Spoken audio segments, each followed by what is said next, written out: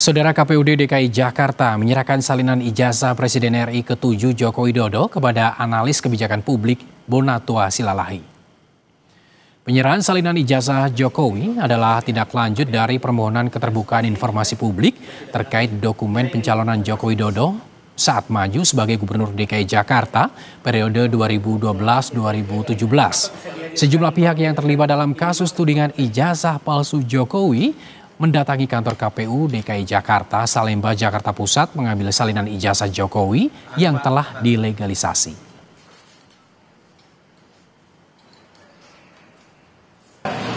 Ini sayangnya memang tanggalnya tidak dikasih tahu tanggalnya. Ya mungkin seperti tadi pembicaraan bahwa terus terang saya kurang puas.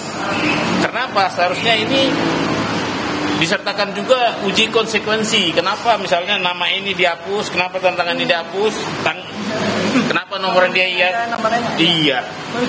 Karena saya merasa tidak ada efeknya, konsekuensinya terhadap masyarakat.